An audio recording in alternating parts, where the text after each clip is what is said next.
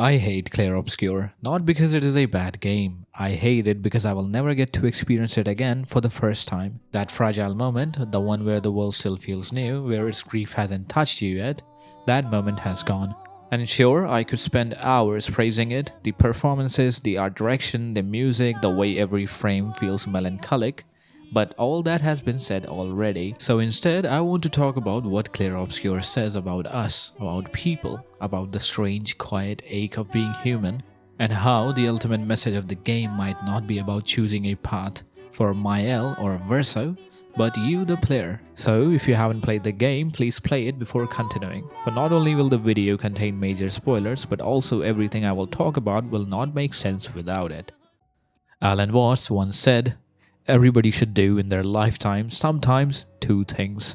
One is to consider death, to observe skulls and skeletons, and to wonder what it will be like to go to sleep and never wake up. Never." That is a very gloomy thing for a contemplation, but it's like manure. Just as manure fertilizes the plants and so on, so the contemplation of death and the acceptance of death is a very highly generative of creative life. And the other thing to contemplate is to follow the possibility of the idea that you are totally selfish, that you don't have a good thing to be said for you at all, that you are a complete, utter rascal.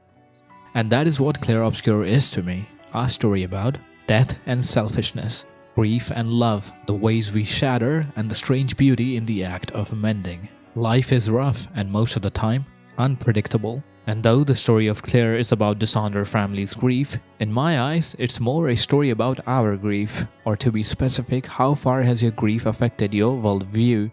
It's about the versions of ourselves broken by loss. Some obsessed with never letting it happen again, some still running from it, while some are trying to undo what's already gone.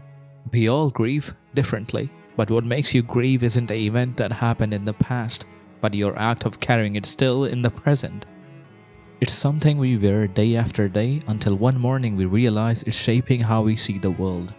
We are inflicted by a pain that has either happened in the past or an event that might happen in the future. But the irony is, both future and the past exist in the present. And in the present day, through Gustave's eyes, we see the city of Lumiere, muted but with tender warmth. A city whose only hints of vibrancy we soon realize is due to a sinister choke on existence itself, that its color is filled with heavy loss. I saw Jacob Geller mention how he sees Clair as an endless canvas of grief, and how its opening line, "If you're going to give someone flowers, you should probably do it before they wither and die," is a dark and gloomy joke. And on the surface, it does sound tragic. But I disagree with Jacob that the message is dark and gloomy. It's a message to the player since the very beginning that you should celebrate life's finite existence. For this gloomy shadow of grief only exists because light of love existed first.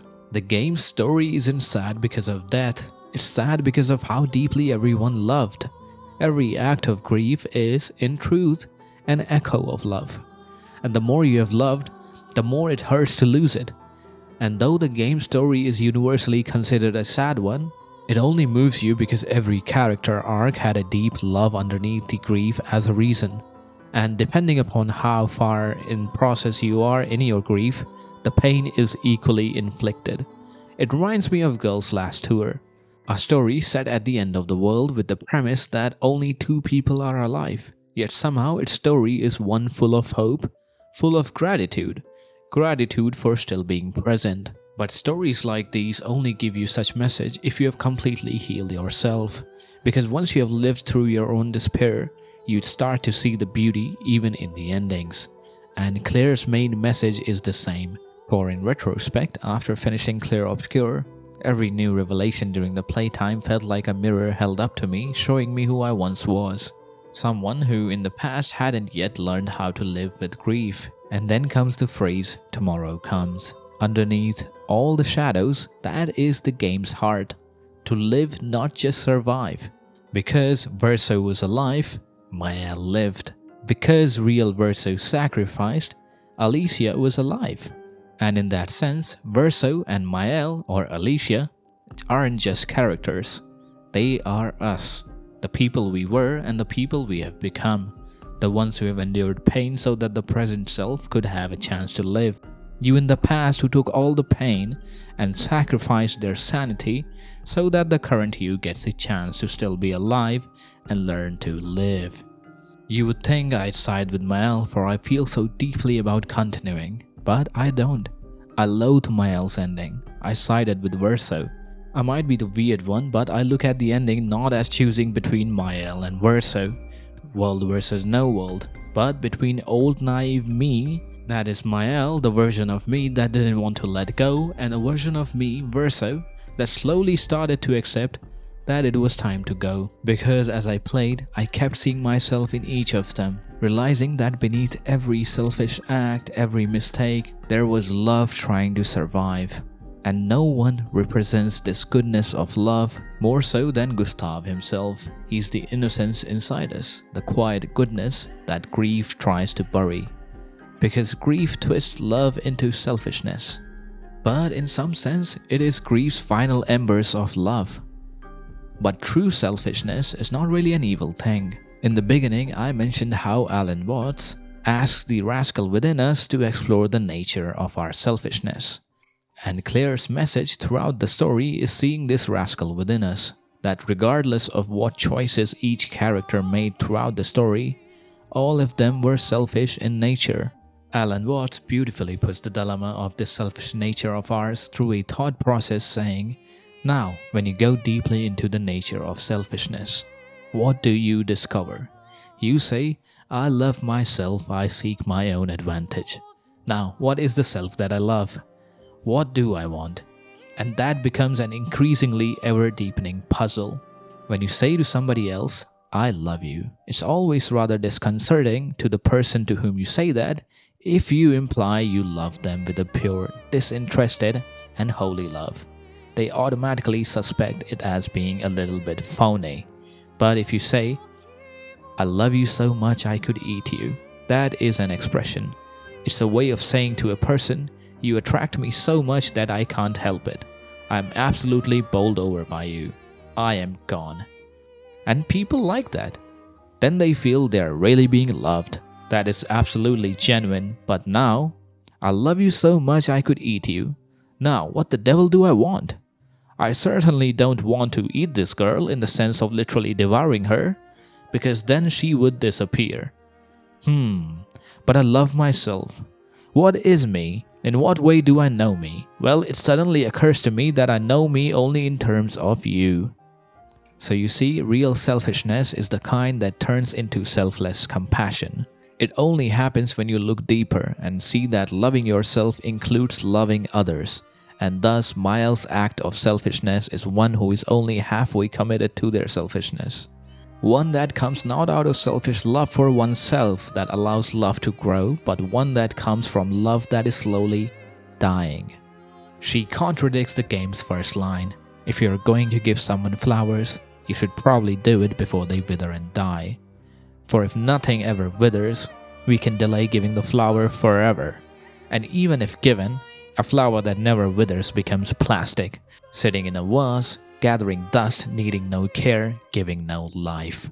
A photo of your loved one starts having real meaning to them when they no longer are around you, either mortally or physically. So even if a world can survive under Maelle's ending, then death still must exist, because without it, life means nothing. The goodness of Gustave through his final act means nothing. Verso knows what it means to hide truth with lies, but we forget that he can't lie to himself. And that is his agony, living a lie. So in trying to find a reason to continue, he finds others within that love. For there is no you or the self without the other. And these others is why he has lived. But Maelle willingly not only takes over Verso's place in the canvas as the one who is trapped, but in hiding the truth through lies, she does nothing more than bringing agony both to Maelle and Verso. For neither can lie to themselves. So Maelle's ending really troubles me. What she denied Verso in utter hypocrisy, she grants to Alicia. And then also I can't help but wonder. If Verso had told Gustave the truth, and Gustave chose to sacrifice himself, would Maelle have trapped him too? And then there is the morality question. If saving the world means sacrificing 4 people, is it just that? Pure math. Would you, if the world asked you, give yourself up for it? We like to think we would, but that question's far easier when it's hypothetical. The real painter of Clair Obscur isn't Maelle or Verso. It is you, the player. Every choice you make paints a reflection of who you are, a canvas to paint your inner world on. I think I wouldn't be wrong to generalize from my own experience and go out of my way to say that people who chose Maelle's ending weren't wrong, but I do want to know from they who chose Maelle's ending, can they be true to themselves and say they have moved on from their own pain in real life? And that deep down, somewhere they don't desire a fairy tale ending like that for their own self, where they could still keep their innocence and hope before the grief struck. And if deep down they still have the desire that still makes them hold a piece of sadness within them that is ever present in aching melancholy, they feel every time a moment of happiness arrives and starts to fleet. And I ask it because if the game had come out back in 2017, I would be the same as you guys, dying on the hill that Maelle's ending was correct. And on that note, I would also like to generalize and say that people who chose Verso's ending are not right but just less wrong, because somewhere they have come to terms with life and have realized that grief is a part of it. That like mountains and valleys, you learn to enjoy the mountains for mountains and valleys for valleys. Mountain metaphorically being the view from the peak of your life, and valleys being the downtrodden path, the lowdown of life. That most of you have in some sense come to terms with your mortality, that you can't undo your mistakes, because once you have made peace with mortality, even the pages you wish you could tear out start to feel sacred, for they are your story. I really do feel sorrow for those who chose Maelle's ending because they are still innocent, like a child asking their grandfather to come back at his funeral, still hoping things might be the same again. And to those who chose Verso's ending, I admire you.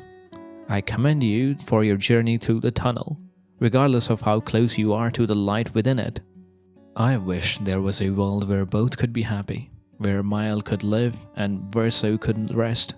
But no matter how skilled a painter you are, the very act of painting a world always separates what is real from what is imagined. And sometimes the simplest choice and the hardest choice is one and the same. So tell me, which ending did you choose? And when you did you paint it with love or with grief? Thank you for watching the video. I hope you have enjoyed the video as much as I enjoyed writing the script for it. And I thank Sandfall Interactive for still keeping games interesting. If you have enjoyed, please leave a like and subscribe to the channel. It means a lot to me. Have a nice day and peace out.